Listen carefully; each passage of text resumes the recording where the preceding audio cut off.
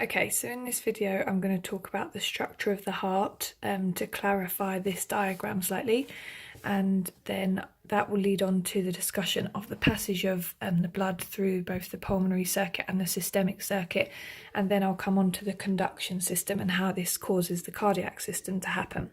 So I've simplified this picture a little bit. Obviously it's not anatomically correct, but hopefully it will help you to remember a bit clearly. So I'm going to talk through the structure of the heart by outlining the passage of blood through the body.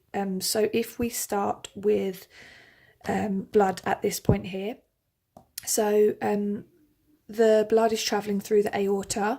It is oxygenized, which means, if we remember our discussion about hemoglobin, and it has the 4 chairs for oxygen to sit in, so the hemoglobin in the blood at this point would be saturated with oxygen, and so we would say that the partial pressure of O2 at this point here is high.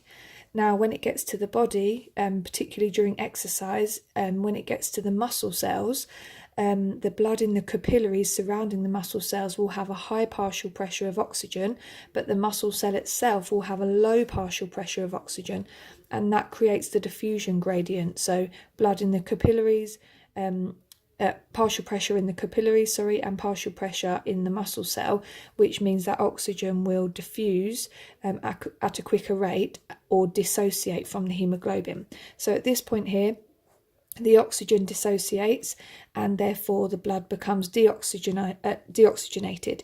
It then travels back through the vena cava to the right hand side of the heart and enters the right atrium.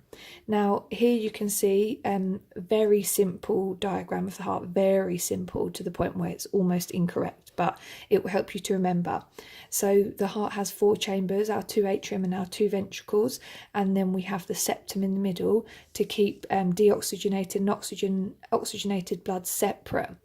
Now the atrium and the ventricles are separated by these valves here, which are called your AV valves, but they have different names. So for your AV valves, on your left hand side you have your bicuspid, and on your right hand side you have your tricuspid, and the purpose of those is to keep the blood from flowing backwards back out into the relevant blood vessels and potentially back into the wrong places. So these valves do a really important job.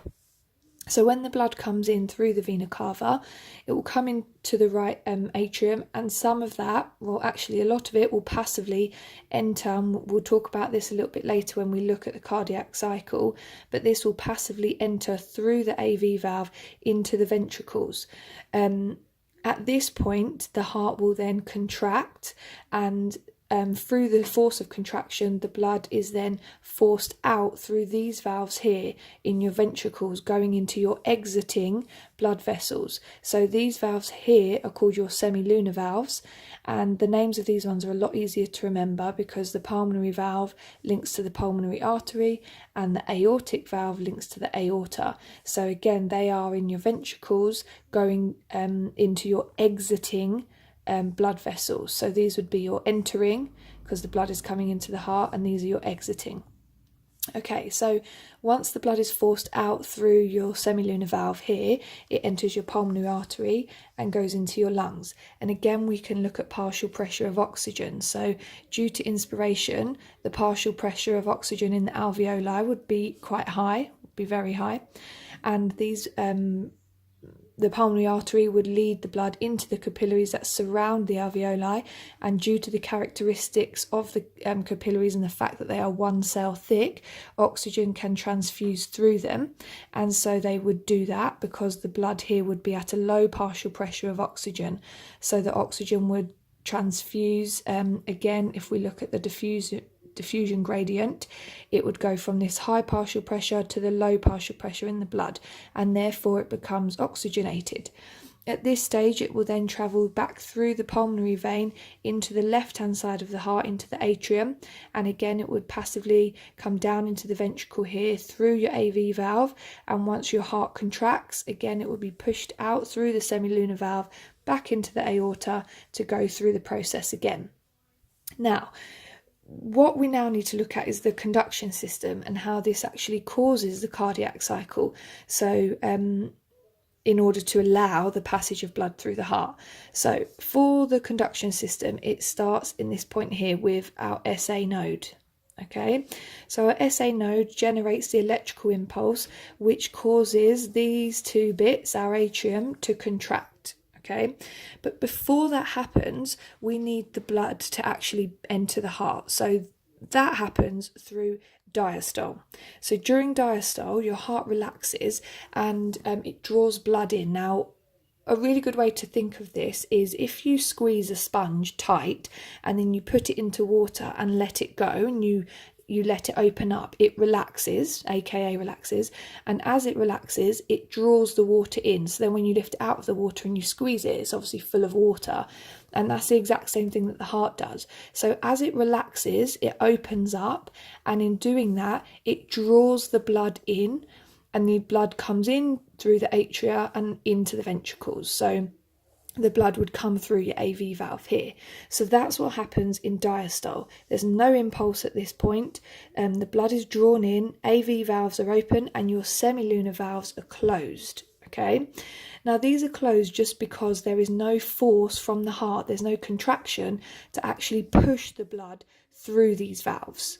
So whereas where this heart is, these valves are open, that is because where the heart is opening and the blood is being drawn in, that creates enough force for the blood to come through these valves, but there is no force to push them through the semilunar valves, so these valves remain closed. That's where the SA node comes in. So now we go on to our atrial systole. So the SA node creates the electrical impulse, which will then cause the atria to contract. Now, as they contract, they literally close the space up in the heart because they contract, and they therefore push all remaining blood through the AV valves into the ventricle, and the ventricles then are full. Okay, so if you have a look in your book, we're now looking at this stage here. So you can see that the heart has pushed all of the blood through to the ventricle, and they're now expanded with blood. And we can now actually make a link to venous return. So if we think about the fact that during exercise, blood will be pushed back via the muscle pump, and obviously there are other things such as pocket valves, etc., that cause it not to flow backwards. During exercise, therefore, these ventricles would have a greater stretch, and that can be linked to a law, which I'm not going to tell you the name of because you should be revising it, but it begins with S. So going back to the main point, we're on atrial systole.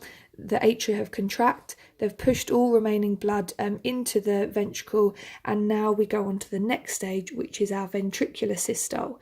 So at this point, our AV node has picked up the electrical impulse, and the reason for this delay is to allow the atria to actually finish contracting. So the AV node therefore causes this delay so that the atria can ensure that all of the blood has exited the atria into the ventricle.